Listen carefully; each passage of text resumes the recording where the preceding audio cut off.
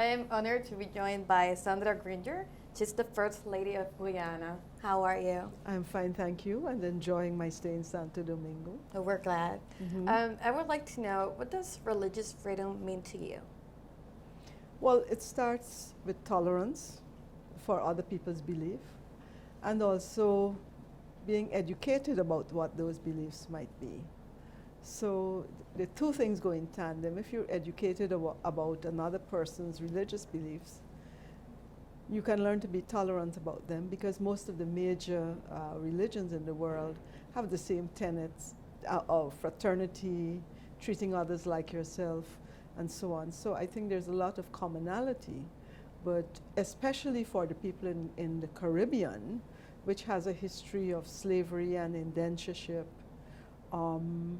I think we are much more tolerant because we have, in some cases, accepted a certain syncretism in our religion, so that African influences might be found in certain rituals in the Catholic Church, say in Brazil and in Cuba, and I don't know if it's here in Santo Domingo.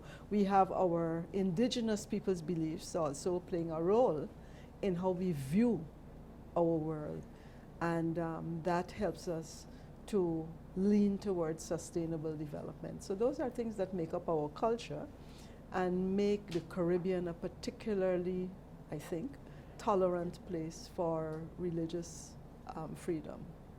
And in that sense, what better do you see in having an academic place host and having this event?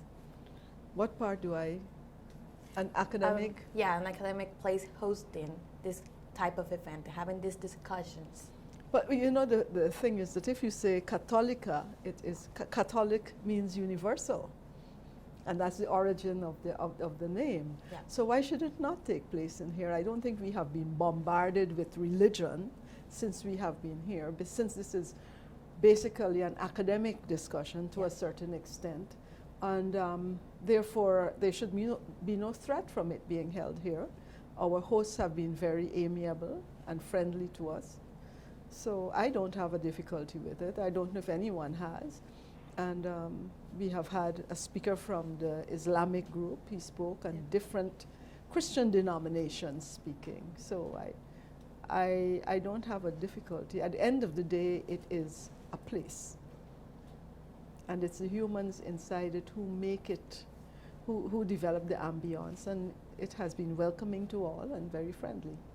And coming from Guyana, I don't know if it's your first time here. This is my first visit to Santo Domingo, yes. Mm-hmm. How has the experience been in the symposium and in the country? Yes, well, unfortunately it rained every day since I've been here, but I was privileged to go to the colonial city and to witness and experience some of the historic development of Santo Domingo, which is quite enlightening, because you can learn history, but until you see aspects of it in daily life and understand the architecture, the influences, and I noted quite a few Moorish influences in the Spanish architecture, and of course the colonial element, the piracy of Drake and so on. So it's been quite educational, informative, and the people have been always very friendly.